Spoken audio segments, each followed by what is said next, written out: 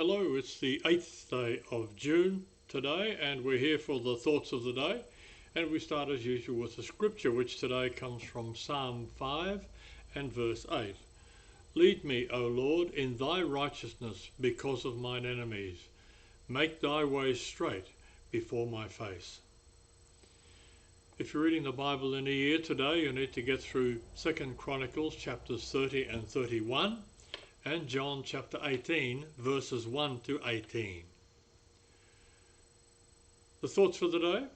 I think age is a very high price to pay for maturity. Keep some company with people who inspire you. Moral indignation is jealousy with a halo. The motivational thought for today? Answered prayers can only result from ongoing commitment. Pray and receive. On this day, in 1783, the Laki volcano in southern Iceland began an 8-month eruption which killed 10,000 people and caused widespread famines throughout Asia and Europe. On this day in 1824, the washing machine was patented by Noah Cushing of Quebec.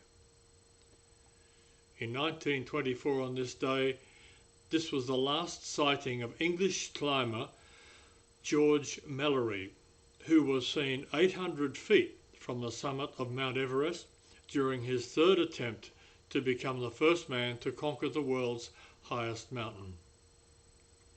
His body was actually recovered from the mountain in 1999, and it's not known if he actually reached the summit before he actually came back down and died. In 1942, in World War II, Japanese submarines fired on the Australian city of Sydney. In 2018, the world's most powerful supercomputer, Summit, began its operations. It can process 200,000 trillion calculations per second. It resides at the Oak Ridge National Laboratory in Tennessee, and it's owned by IBM and NVIDIA. The personal story of the day is entitled God is Very Personally Interested in Us, and the scripture comes from John chapter 12 and verse 32. Further references are from scriptures from Isaiah chapter 53 verses 1 to 12. And I, if I be lifted up from the earth, will draw all men unto me. Yesterday we mentioned the divine irony of the servant being the most highly exalted. Today we see another divine irony, the cross. What appeared to be a terrible defeat is really the dramatic victory of God. It might be tempting for some people to see the crucifixion of Jesus as an accident. How could God let his son be put to death so cruelly? But Isaiah 53 predicts the suffering of Jesus and gives us a vivid account of his crucifixion, assuring us that the cross was no surprise or accident for God. Isaiah 53 is also one of the most personal chapters. Notice how many times the pronouns our, us, and we appear.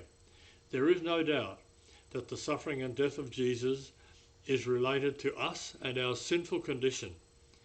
It is not some event that we can dissect analytically without getting involved.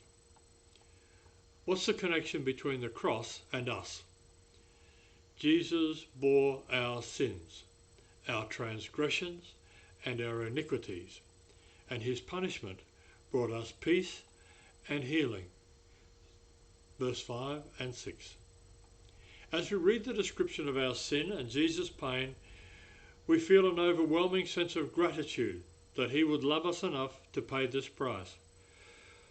Each one of us has sinned, and Isaiah made it clear that when Christ died on the cross, he willingly took our place. He died alone with our sins upon him.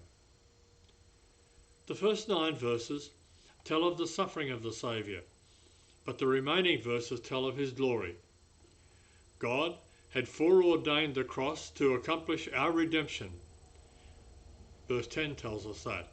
And in verse 11 we read that Jesus not only died, but he rose again from the grave in victory.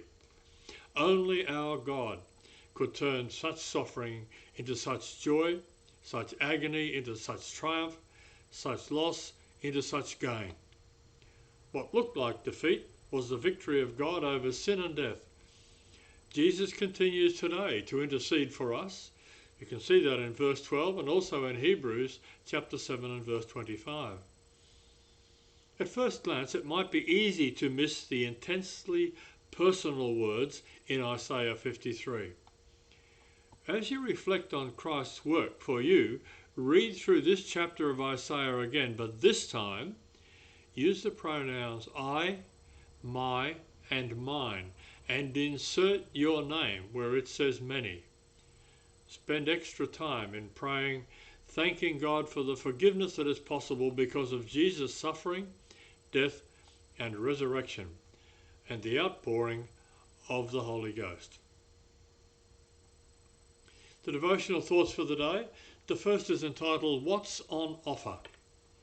Cambridge University professor J.S. Whale received a letter from a man who wrote that he and his wife were in their mid-60s and saw no need for Christianity. They'd never visited a church, had no belief in God or a future life, and had been happily married for 40 years. They were highly respected. They did their best to make this world a better place to live in. So the writer wondered what religion could possibly offer them. How Dr. Whale answered that letter, I don't know. But I do know that Jesus said that he had come to offer life, life that is more abundant than anything this world can offer. That's in John chapter 10 and verse 10. Then eternal life after that, after death. Unlike the temporary nature of so much that we experience now, the life he offers is everlasting. John chapter 3 verses 15 and 16. As we move into our older years, sooner or later our strength diminishes. We may suffer from painful illness or some crippling ailment. We may be unable to care for others or for ourselves. We may experience the loss of those we love. And the shadow of oncoming death will grow darker. When the sea of life is calm, there seems to be no need for a storm-subduing captain in our little ship, but trouble and death come to all of us. To deny our need of God is to deny reality. Everyone needs Jesus Christ. The second thought is entitled God's Instructive Grace, and the scripture comes from Titus chapter 2 and verses 11 and 12. For the grace of God that bringeth salvation hath appeared to all men, teaching us that, denying ungodliness and worldly lusts, we should live soberly, righteously, and godly in this present world. The lawlessness that will characterize the end times will pervert our understanding of what grace really is. Grace is not a license to do whatever we please. Grace is not a pillow to sleep on. Grace is not a guarantee of forgiveness regardless of how we live or what we do. Paul says that grace is instructive, not lawless. It teaches us to renounce. It is not a guarantee that enables us to continue to sin, nor is it a cover for a worldly lifestyle. It is an active power in our lives that helps us say no to all kinds of ungodliness. Society offers a semblance of false tolerance. No one dares say no to anything, but grace does. Grace says no to everything that strives to break down, destroy, and cause harm in our lives. In the end times, people will want to have both God and the world. They will want to be the bearers of God's glory without paying the price. People will desire fellowship with the Lord while at the same time remaining their own Lord.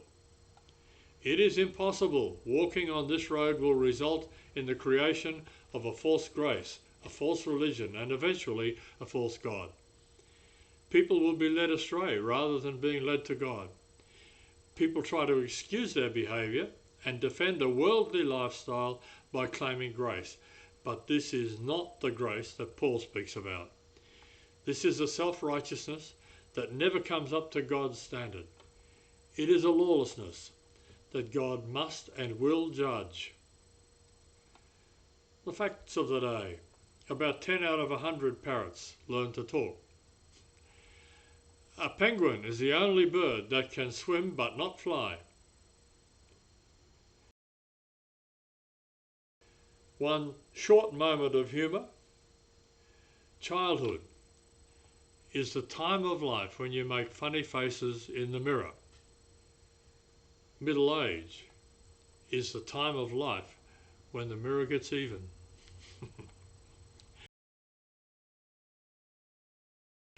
Thoughts in verse. Today we finish working our way through the chorus Desert Song.